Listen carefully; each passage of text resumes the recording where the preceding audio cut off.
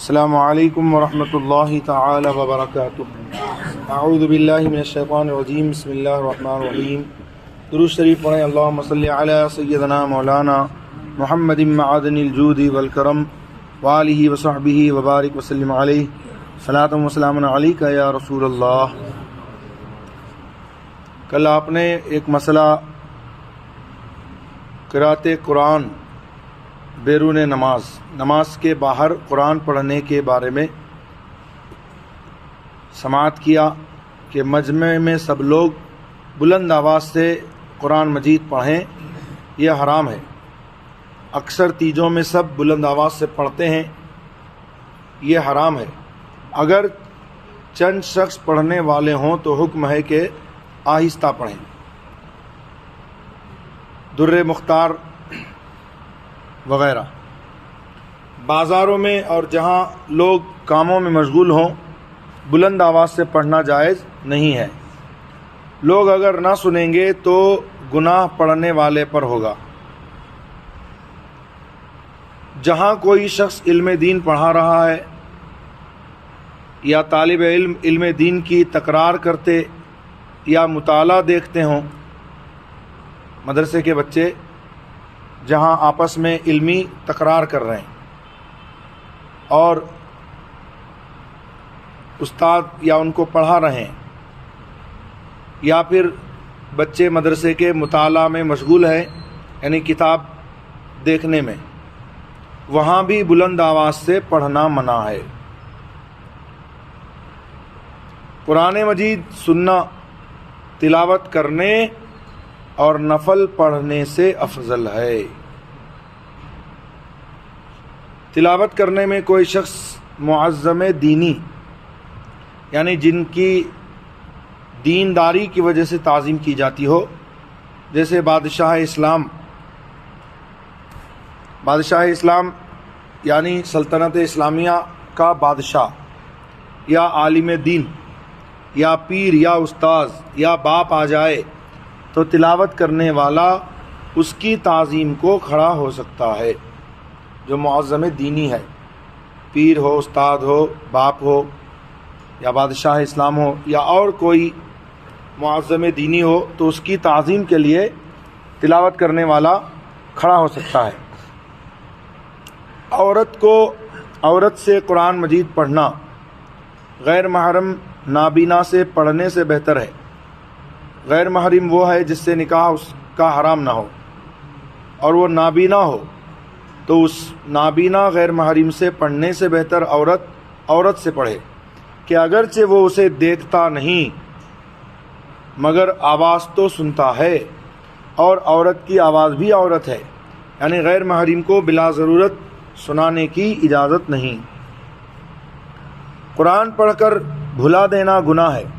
حضور اقدس صلی اللہ تعالی وسلم فرماتے ہیں، میری امت کے ثواب مجھ پر پیش کیے گئے، یہاں تک کہ تنکا جو مسجد سے آدمی نکال دیتا ہے، مسجد کے اندر کوئی کاڑی وغیرہ پڑی ہے، وہ کاڑی بھی اگر کوئی اٹھاتا ہے، سرکار نے فرمایا کہ اس کا ثواب بھی میری بارگاہ میں پیش کیا گیا۔ اور لوگ کہتے ہیں پیٹھ کے پیچھے کی خبر نہیں، اور سرکار فرماتے ہیں کہ میرا امتی تنکا مسجد سے باہر کر دے تو اس کا ثواب میری بارگاہ میں پیش کیا جاتا ہے۔ حدیث ہے نا بھائی، بولو ہے کہ نہیں حدیث؟ یہ حدیث جامع ترمذی ابواب فضائل القرآن جلد سوم میں یہ حدیث موجود ہے۔ اور میری امت کے گناہ مجھ پر پیش ہوئے تو اس سے بڑھ کر کوئی گناہ نہیں دیکھا کہ آدمی کو صورت یا آیت دی گئی قرآن پاک کی اور اس نے بھلا دیا۔ اللہ اکبر۔ تو فرماتے ہیں یہ سب سے بڑا گناہ جو میری بارگاہ میں پیش کیا گیا میری امت کا، کہ کسی کو کوئی قرآن کی صورت یا آیت دی جائے اور اس کو بھول جائے۔ اللہ تعالی ہم سب کی حفاظت فرمائے، اور جو قرآن یاد کیا ہے اللہ تعالی ہم سب کو ہمیشہ اسے پڑھتے رہنے اور یاد رکھنے کی توفیق عطا فرمائے۔ اس حدیث کو ابو داؤد و ترمذی نے روایت کیا، اور دوسری روایت میں ہے جو قرآن پڑھ کر بھول جائے قیامت کے دن کوڑھی ہو کر آئے گا۔ اللہ ہم سب کی حفاظت فرمائے۔ سنن ابی داؤد کتاب الوتر باب التشدید فی من حفظ القرآن۔ ثم نسیہ. اس حدیث کو ابو داؤد، دارمی و نسائی نے روایت کیا، اور قرآن مجید میں ہے کہ جو قرآن پڑھ کر بھول جائے وہ قیامت کو اندھا ہو کر اٹھے گا. ومن اعرض عن ذکری، پارہ نمبر 16 سورہ طٰہٰ.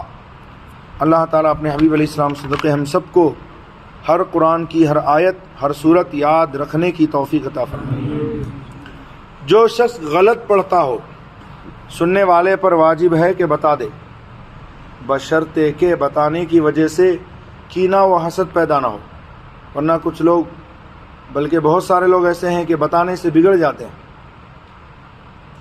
اور سمجھتے ہیں کہ ان کی توہین ہو گئی. توہین کی کیا بات ہے؟